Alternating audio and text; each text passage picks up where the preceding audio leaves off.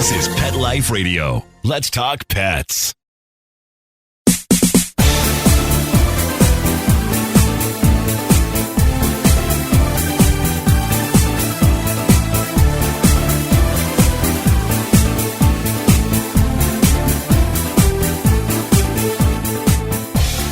Welcome to Bark and Swagger on Pet Life Radio. I'm Jody Miller-Young, your host. We're doing the show today from Global Pet Expo, the annual convention, one of the largest in the pet industry, that I love to go to because I get to discover and share with you my favorite new products from around the world. So we're going to jump right in because there's a lot of ground to cover. But don't go away. First, we're going to take a break from our sponsor. Just grab that favorite beverage, get comfortable, and we'll be right back.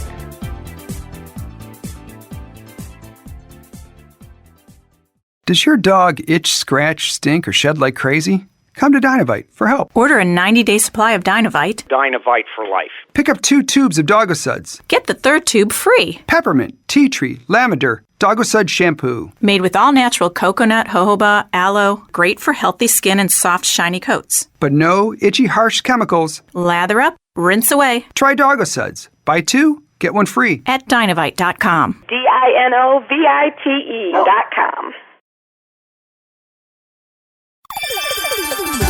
Let's Talk Pets on PetLifeRadio.com.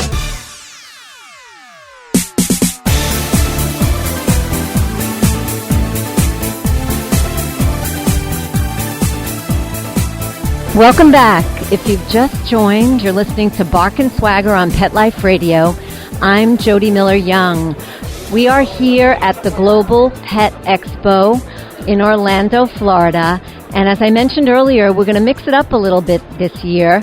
While you're going to get plenty of fashion and rescue, which I love, we're also going to be interviewing people who have incredible stories or brands that have an incredible story, because I want to share that with you.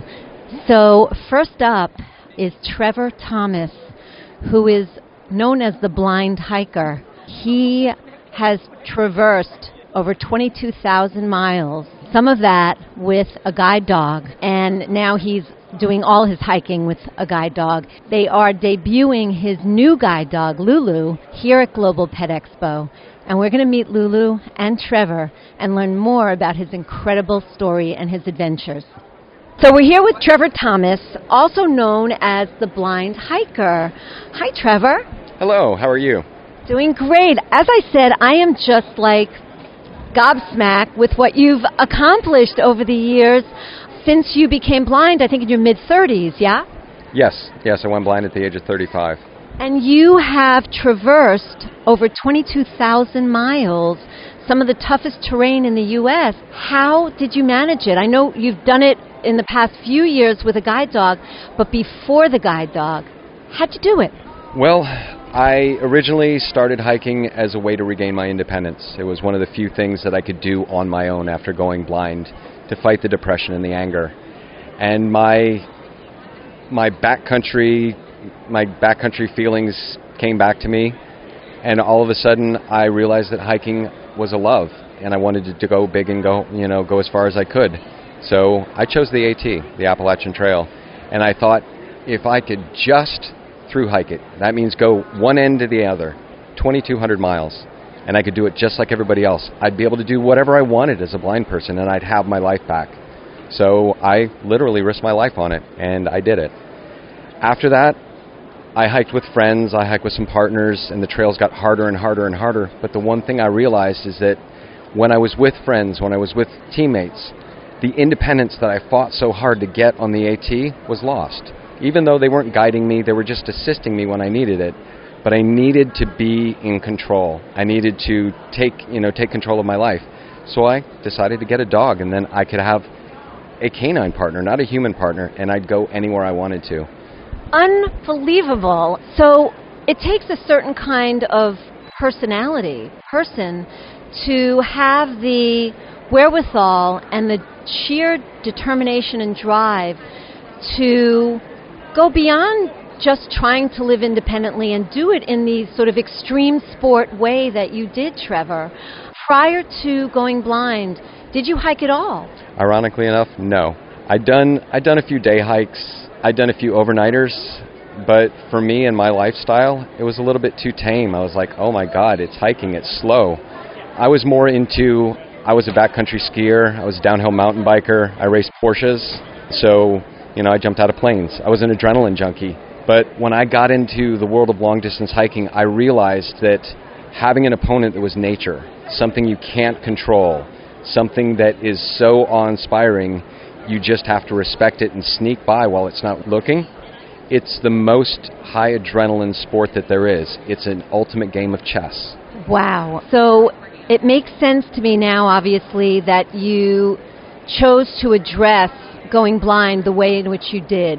And it also makes sense that you chose a guide dog, but maybe not only because it allowed you to recapture the independence that you fought so hard to win, but also because they are at one with nature. They are right there on the ground. Having a dog in the backcountry is an amazing experience.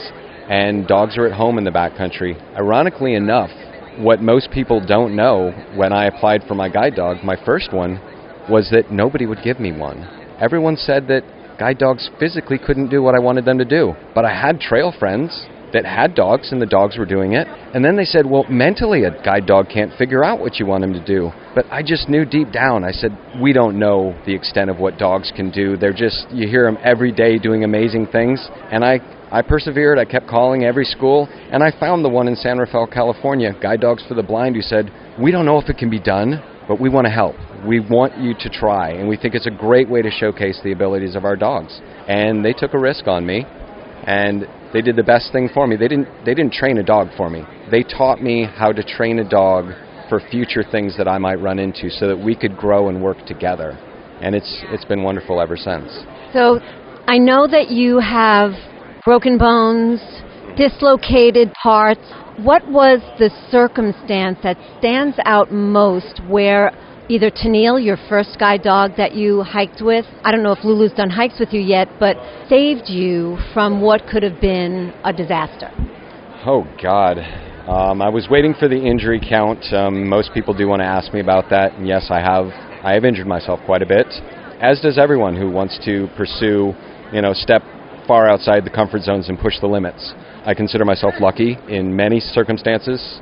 I'll give you 3 scenarios. Probably one of my worst days and one of my best days I've ever had on trail was after 2,000 miles on the AT. I was hiking in the most remote section, the 100-mile wilderness, in a hurricane. I was by myself, and I had just crossed a swollen river, nearly drowned. The temperature dropped. Everything I had was wet. And I was sitting in a shelter, debating with myself whether to press my emergency rescue beacon to have rescue crews come get me. And I sat there and I thought, I've got 70 miles to go. It was my worst day because I nearly killed myself. But I decided not to press the button. So that was my best day, by myself. The ultimate challenge.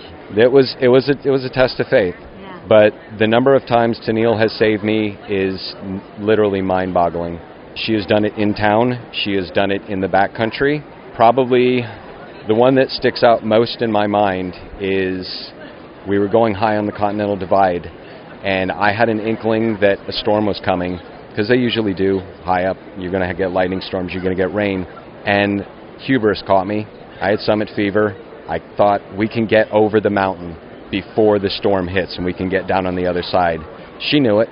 She knew we were going to get killed. She just dug all her feet in, and literally, like she would if I tried to cross a street in front of a car, she said, we're not going. We stayed a little bit lower. We still got some of the brunt of the storm, but the lightning strikes that were 100 feet above us literally would have killed us. And she knew. Wow. And Lulu, so far, we haven't gone really extreme because she's still learning, but I didn't even get out of class with her when I was at school, receiving her and training to find out if this was going to be a good match. We were just doing a standard, what we call a route, which is learning how to work in town together. And Crosswalk said I could go. I decided, okay, let's go. I wasn't paying attention. I walked 1 foot off the curb, and a car came out of nowhere. She ripped me backwards, right back onto the sidewalk. She passed with flying colors. Even before we graduated, I knew she was the one. Beautiful thing. She is a progeny of Tennille's, or no? Ironically enough, she is not a progeny of Tennille, but since Tennille was so famous in the guide dogs for the blind world, all the puppy raisers have followed her career. When they found out I received Honolulu, they started doing the genealogy work on the two dogs, and they found out that, yes, they are actually related. They have a grandfather-sire that is the same, though they come from different litters. Sweet. So she's carrying the torch for Tennille, who lives with you now, right? Tennille is retired, and she is with me, and just like any other dog owner, you will pry her leash out of my cold, dead hand. Oh, Trevor, it has been an honor to meet you and Lulu debuting here at Global and to talk with you about some of your adventures and continued adventure, success, and keep safe. Well, thank you very much. Thanks for having us, and hopefully we'll come back again. My pleasure. I don't know how many of you this may affect, but it might affect some of you, and I just think it's a wonderful thing that this company is doing. The company is called Walkin' Pets, and they provide wheelchairs for dogs in need. And they're stylish, so we'll hear about that too. I'm talking today with Debbie Tylis, who is the International Veterinary Sales, it's a long one, guys, I'm sorry, person for Walkin' Pets. Hi, Debbie. Hi, how are you? I'm doing great, thanks. Thank you so much for being on the show. Thank you for having me. Tell us a little bit about Walkin' Pets. So Walkin' Pets by handicappets.com is based out of Amherst, New Hampshire. We've been in business for about 16 years. Our wheelchair is one of the only adjustable wheelchairs on the market, and it stylishly comes in 3 colors, pink, blue, and camouflage. Love that, and they're really, really cute. The thing that warms my heart is the gift that this provides to dogs who are so resilient. So just because, they may be paralyzed or born that way or in an accident doesn't mean that they have to end their life. The wheelchair can still provide them so much freedom. And I don't know if you guys ever heard of a dog called Albert on Wheels. It's an Instagram account. If you didn't, check it out. I think he has like 600 and something thousand followers. He is in a wheelchair. He is on the beach. They live in Connecticut. He's on the beach a lot with his bigger dog sibling. And to see this dog barrel up and down the beach in his wheelchair, I mean, there is a lot of life in this dog. Yes, and we've worked with a lot of rescue dogs. We recently worked with Effie, who was rescued from Texas. Her wheelchair was donated by Gunner's Wheels, an organization out of Wisconsin, and we worked great with them. And we helped Effie get her wheels, get her situated, and then she just participated in the New York Fashion Show. Yeah, she was in the New York Pet Fashion Show, walking the runway. God bless Effie. I was just talking, with Debbie about this because, we've done a lot on the New York Pet Fashion Show on Bark and Swagger, both on the blog and on the radio show. And it's near and dear to our hearts. And the fact that Effie was able to don a pair of wheels that Walkin' Pets made possible for her and then become a fashion star is just beyond. Yeah, it's really great. We get to help a lot of rescue dogs, so that's one of our things that make my heart dance. Yes, absolutely. Where can people learn more about you and find you? Our website is walkinpets.com, and we're on Facebook and Instagram. Thank you so much, Debbie. Thank you. Have a great day.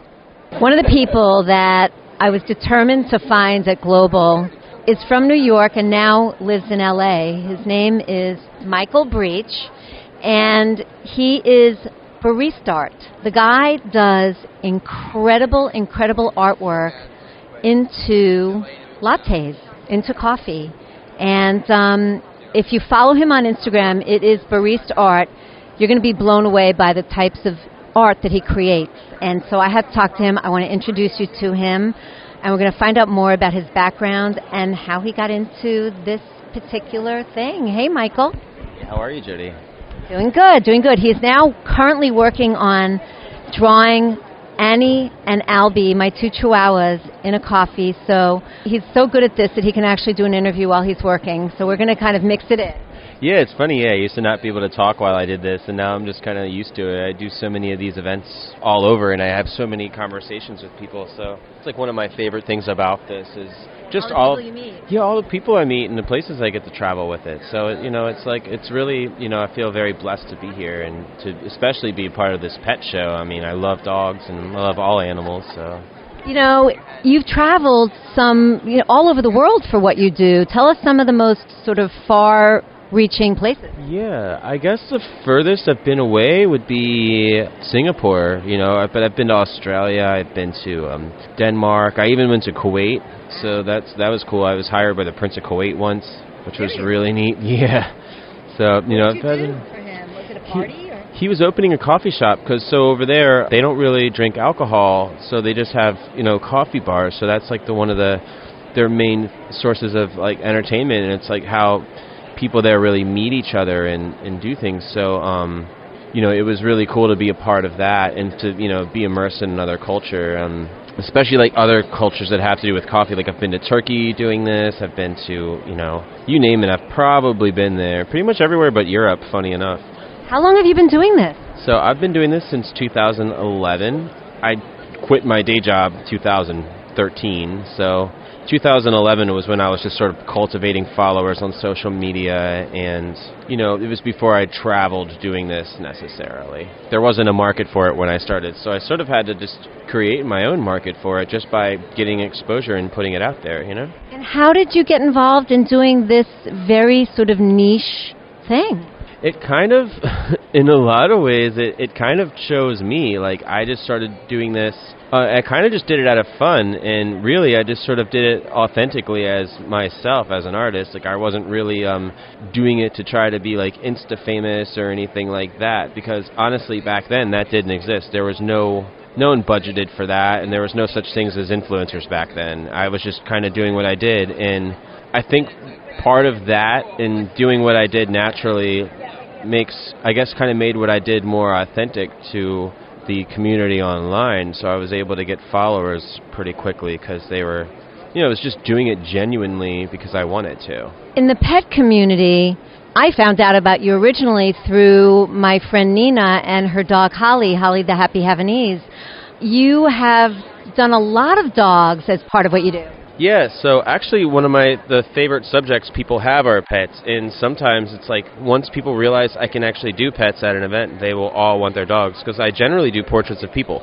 So it'll generally, I start with humans, and then I've done a lot more pet events recently, and I really enjoy it because there's so many different breeds of dogs and cats, and they always present a unique challenge. What's the craziest thing you ever drew into coffee?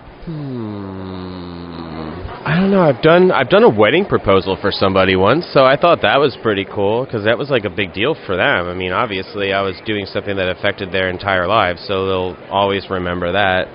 Absolutely. Thank you so much. Your work is beautiful. You can see examples of Michael's work on the Bark and Swagger page of the Pet Life Radio site. Thank you. Thanks for having me. We're going to take a short break from our sponsor, but don't go away. When we come back, you're going to meet some more interesting people and learn about some cool new brands. So refresh that beverage, get comfortable, and we'll be right back. Sit. Stay. We'll be right back, right after we kibble a little with our sponsors.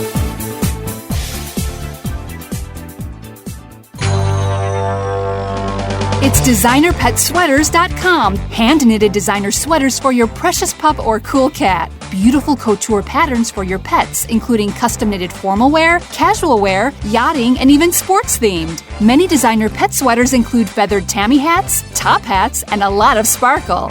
Each sweater includes leg loops, front paw sleeves, and leash opening. Visit DesignerPetSweaters.com to order your four-legged fashions today. Large or small, we fit them all. DesignerPetSweaters.com. Let's talk pets. Let's talk pets On Pet Life Radio. Pet Life Radio. PetLifeRadio.com.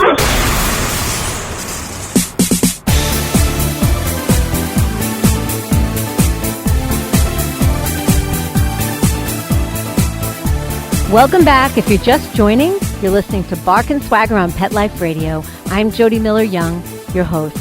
We're coming to you today from Global Pet Expo in Orlando, Florida, one of the biggest pet conventions in the world, where we're meeting new brands and talking to interesting people with fascinating stories. So let's continue. Who doesn't love costumes for our babies? And the go-to costume destination is Ruby's. Ruby's Pet Shop. A lot of you may know it. If you don't, check it out. I'm here at Global with Erin Bragg, who really developed this part of the brand, which I didn't know, but is a 68-year-old company. But this costume part of it is Erin's baby, and she's going to tell us all about it. We've got some great openings coming up and holidays, so listen up. Hey, Erin. Hi, everyone. Thank you for having me today. It's my pleasure. Tell us about the brand. Well, Ruby's Pet Shop is a part of Ruby's Costume Company, which is the absolute powerhouse of Halloween and costumes in general. This brand, which is dedicated especially to pets, was started in 2012, and we went from having maybe 50 costumes to over 500 different SKUs. We have about 30 different licenses, so your favorites like Disney and Marvel, Star Wars, DC Comics, and Nickelodeon. The list goes on, but that's really what we do the best. So we're here today at Global Pet Expo just showing everything, and we just landed last year the Disney Pets license. Wow, that is huge. So that's the most exciting thing that we're sharing today at the show, for sure. Yeah, so what do you have, well, there are a couple of questions here, but what do you have coming up under that new license that we should be looking out for? Okay, well, Disney, under the Disney umbrella, you have regular Disney, Marvel, Pixar, and Star Wars. So a lot going on under that. I'm most excited about some of the classic movies, including Aladdin, where Will Smith is going to be the genie, so I'm really excited about that. I think he'll be funny. We're excited about that, too. He's going to look really great in that genie costume. He's buffed up, right? Yeah, he's buffed up. It's a tough act to follow after Robin Williams, but I think he'll do a really good job. Yeah. So we're developing a lot for Aladdin. Dumbo just came out, so something with the really big ears has been a lot of fun. Lion King, Toy Story, Frozen 2. Oh my God. So that's with Disney. We have enough to go on for the whole year. And with Marvel, we have Avengers Endgame, which is supposed to be the end episode where all the superheroes, hopefully they all come back. And Spider-Man is another really big film coming out this summer that we have plenty of new products to show just on that one movie alone. And we talked about holidays. Yes, holidays coming up, but everybody, Instagram opportunities, get in touch with Ruby's and get your costumes in advance for all these openings because they're going to be going fast. They sure will. So tell us about upcoming, holidays that where Ruby's can come in to help outfit your pet. Well, the next big one for us, there's two. It's Easter, where the bunny ears are just insane. Everybody's actually using our bunny ears to enter for the Cadbury Egg Bunny Contest, where you dress up your pets. Yeah. And then Cinco de Mayo, believe it or not, huge holiday for us. We sell sombreros like crazy around that time of the year. So sombreros, Mexican serape type outfits are really popular. And then when you get into the summer, it's all about red, white, and blue, from Memorial Day all the way to Labor Day. And then shortly after, it's Halloween time, and it's a no-brainer what happens around that time of year. Yeah. So you are busy really year-round these days. Believe it or not, we are. Yeah, a lot of people wonder what we do all year round, thinking about Halloween, but it just never ends. Movies, holidays, and not to mention Christmas.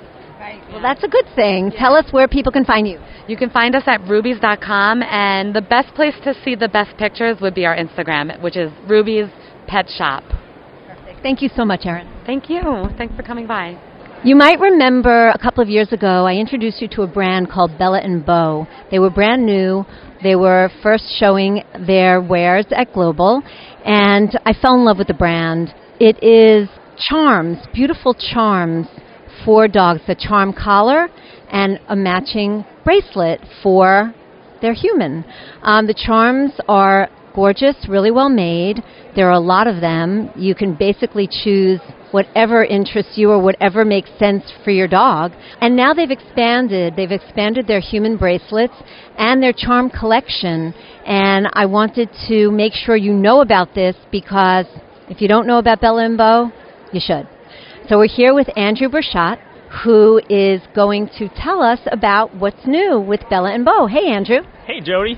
Great talking to you. Yeah, so we're really excited about expanding our bracelets. We've introduced 2 new bracelet styles in 4 different colors. We've got our classic tan braided leather bracelet, our black, our pink, and our Bella & Beau blue. So beautiful, beautiful bracelets, and we've heard a lot from people that they want to match their dog, and so now with our new colored bracelets, they match the colored collars as well. Absolutely. It's all about connecting with your dog on whatever level, and there are so many levels these days to do that. Just fill people in on the basic core brand, so because it's been a couple of years. Sure. Yeah, so Bella & Bow is charm jewelry for dogs and dog lovers. We have about 200 unique charms, all designed from the dog's perspective, and the fun thing about this is that every charm comes with a story written by the dog, so you really can connect with those special stories you have with your dog, that special bond that you have with your dog that isn't like anything else. That's beautiful. A lot of us have rescue pups. You have a new expanded collection in that field, so tell us about that. Yeah, we have about, I think it's 8 rescue charms specific for rescues that we've just come out with. A lot of them are fun. Some of them are who rescued who, I rescued my human. So we're really playing on how, sure, you may be rescuing your dog, your rescue, but in a lot of cases, that your rescue is doing a lot more for you than you're doing for them. Absolutely. And for those of us who love a little bling, you have that too. Tell us about some of your blingy charms. Oh yeah, we've got lots of bling. And all of our charms that have crystals, we use Swarovski crystals, so they really sparkle, really dazzle. And we've got pink and blue and glitz and glamour. It's a lot of fun. Fantastic. If you want to see images of what we're talking about, go on the Bark and Swagger page of the Pet Life Radio site. Thank you so much, Andrew. Where can people find you? People can find us on bellabow.net. Thanks. What about social? Social media, yeah. Bella Bow Charms on Instagram, Facebook, and Pinterest. Wonderful. Thanks, Andrew. Thanks so much, Jody. You guys know JCLA, my friend Jeannie Chin. Every time I'm at Global, I talk with her, and she's made many appearances on the Bark and Swagger blog and on the radio show. Well, of course, I had to come visit her at Global. I haven't seen her for 2 years, and I missed her. And, of course, she doesn't disappoint. She's got great, great stuff that's new, so she's going to tell us about it. Hey, Jeannie. Hey, good to see you again. I can't believe it's been 2 years. I know, it goes too fast.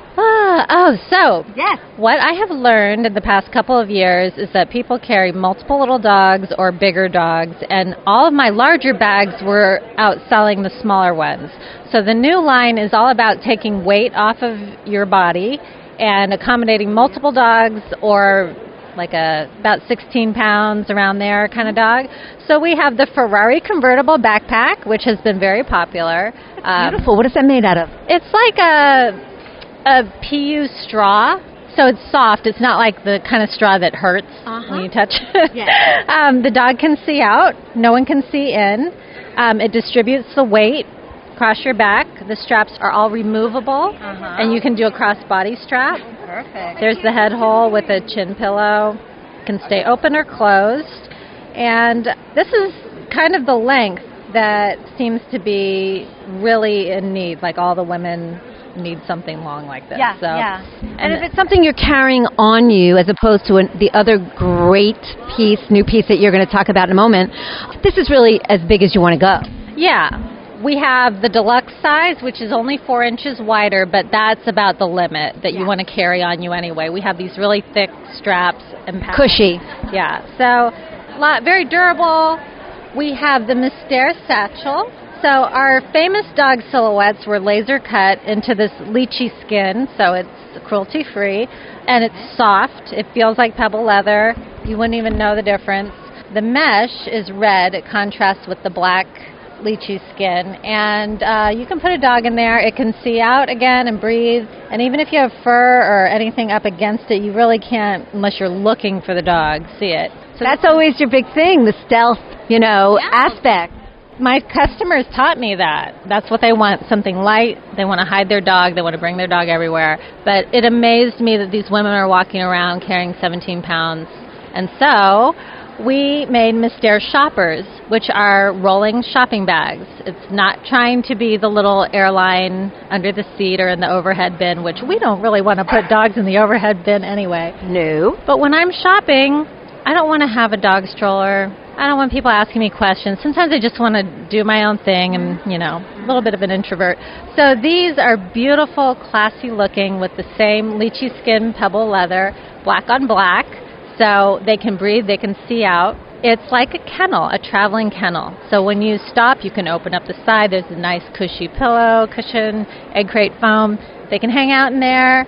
It has the spinner wheels, so it glides across the floor. It's like no effort. And we have clients who have multiple dogs. Like this one woman puts like 8 chihuahuas in there. Oh, God. She opens it up, and it's like a clown car. It's like, nee, nee, nee, nee, nee. They all come out. And it's the funniest thing I've ever... She just sent me a video.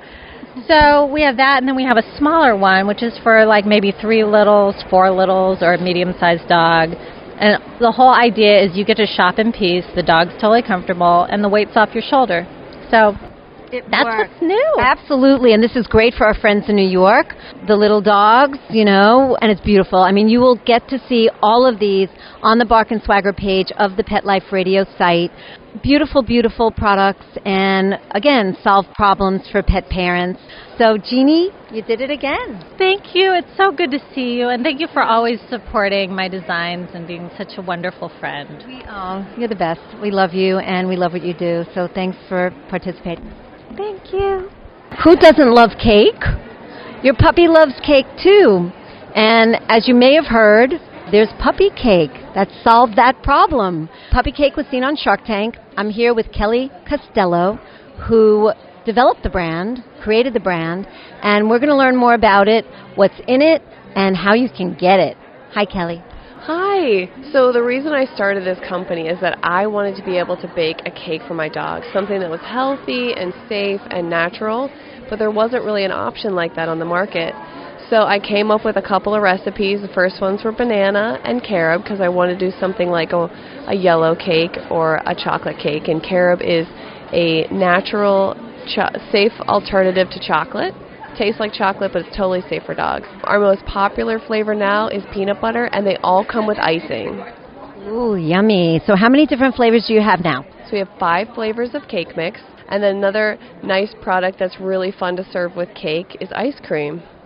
So we launched a Puppy Scoops ice cream mix. It's a powder. You add water to it, put it in the freezer. Super easy. Fun flavors like peanut butter and maple bacon. You have other really cool flavors, which you'll see on the Bark and Swagger page of the Pet Life Radio site and the pictures. Tell us a little bit about the ingredients, and we know that, you know, whether it's sugar or other ingredients, that it's going to be okay. So our recipes are specifically tailored for dogs. We use dog-safe ingredients like peanut butter, banana, carob, red velvet's flavored with beets. Not my favorite, but the dogs seem to really love it. And then also the carob cake mix and the pumpkin cake mix. And then our icing, dogs love it. You're not going to like it. It's a yogurt-based icing. There's no sugar in it. There's no flavoring, but the dogs seem to go bananas for that icing. That's really cool. So where can people find you? There's lots of places to buy puppy cake. There's probably a retailer near you. You can go to puppycake.com, put in your zip code, and find a store near you. We also sell on our website, and we also sell Prime on Amazon. That's a great place to buy it as well. That's where I'm going. Thank you so much, Kelly. Continued success. Thank you so much. We're all out of time today, but there's more Global Pet Expo. You know how sometimes they say too much of a good thing is no good? Well, this is not one of those times, because stay tuned for part 2 of my Global Pet Expo discoveries that I want to share with you. Let's Talk Pets, every week on demand, only on PetLifeRadio.com.